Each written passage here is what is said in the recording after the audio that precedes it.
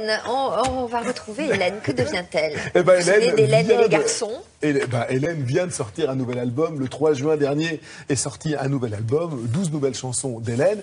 Hélène, c'est vraiment quelqu'un qui a vécu un conte de fées. Hélène, ça a été un phénomène de société dans les années 90. Sa vie a changé le 29 mars 1987. Ce jour-là, Dorothée passe dans sa ville au Mans et elle est juste employée au moment de donner à manger à tous les musiciens et aux techniciens. Elle est juste là, elle est étudiante pour faire la plonge.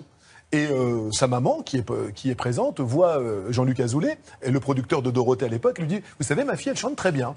Jean-Luc Azoulay, curieux, demande à cette jeune fille qui a vraiment les mains dans la lessive de lui chanter une chanson. Il est séduit par le physique de la jeune fille, par sa voix, et un mois plus tard, elle enregistre son premier 45 tours. Il y avait encore des 45 tours à l'époque. Voilà. Donc voilà maintenant plus de 25 ans que c'est une star. Aujourd'hui, 20 ans après, les mystères de l'amour cartonnent lorsque ça passe. Les héros ont 20 ans de plus. Mais le feuilleton cartonne, et cartonne toujours.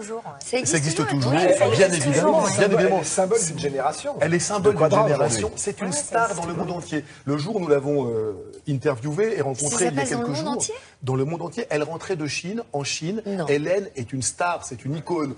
En Russie, en ex-URSS, dans beaucoup de républiques de l'ex-URSS, Hélène est une star. Donc là, elle vient d'enregistrer un nouvel album. C'est quelqu'un de très timide, qui n'aime pas beaucoup se raconter, de très touchant. Et donc, on a été extrêmement ravis de la rencontrer. On y va. Voilà quelques années que nous n'avions plus de ces nouvelles. Hélène, elle s'appelle toujours Hélène. Elle revient sans les garçons, mais avec de nouvelles chansons. Ça ne sert à rien de se cacher la vérité.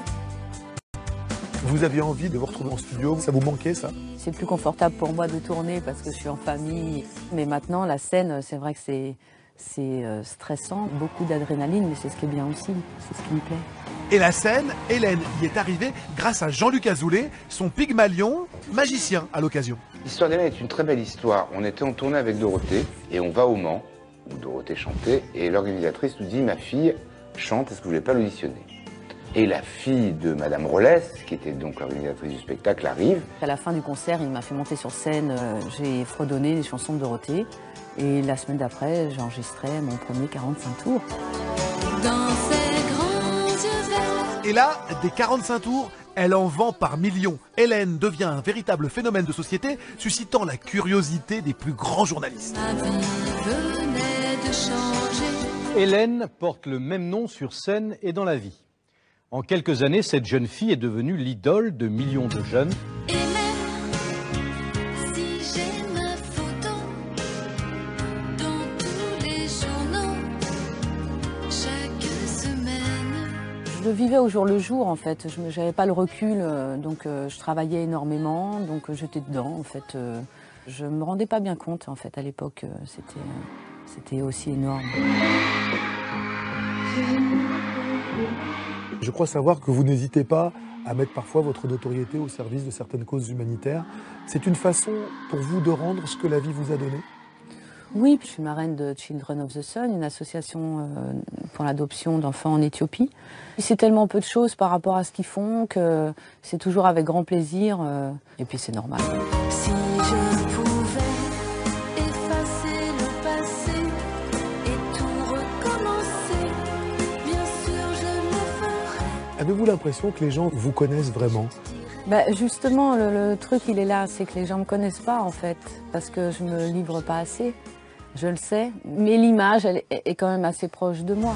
Pouvoir enfin offrir ce qu'on a de meilleur avec des mots d'amour, des mots de tout. La notion de vie privée, chez vous, ça a vraiment du sens? Oui, il faut bien qu'il y ait quelque chose qui m'appartienne. Des mots d'éternité qui nous feront tout oublier. J'ai toujours protégé ma vie privée et ma famille. Et ma famille qui a toujours été là et qui est toujours là.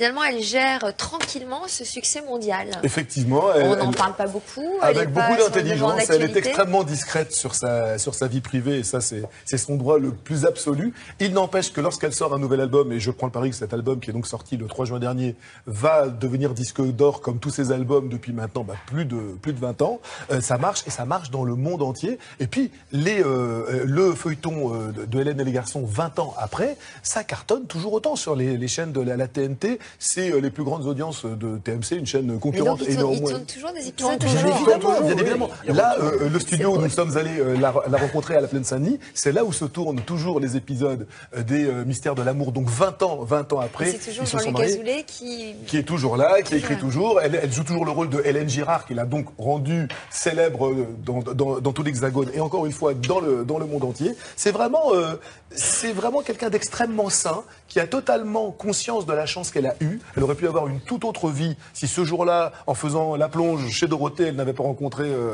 Jean-Luc Azoulay. Elle est parfaitement reconnaissante à son producteur de la chance et de la nouvelle vie qu'il lui a offerte. Est-ce qu'elle ne se sent pas enfermée dans un style? Forcément, quand on parle avec elle, quand vous avez la chance de la connaître un tout petit peu et même de l'interviewer tout simplement, vous voyez que c'est vraiment quelqu'un qui a autre chose à dire, et c'est pas faire insulte aux chansons de Jean-Luc Azoulay, qui a autre chose à dire que les messages qui sont délivrés dans ces chansons-là. Il n'empêche que ces chansons-là rencontrent un vaste public, donc elle garde cette image-là. C'est vrai que je pense qu'elle aurait envie de dire autre chose et de chanter autre chose. Maintenant, ce qu'elle fait, elle le fait très bien, elle le fait avec beaucoup de professionnalisme et visiblement pour le plaisir du plus grand nombre, puisque ces feuilletons continuent toujours à cartonner.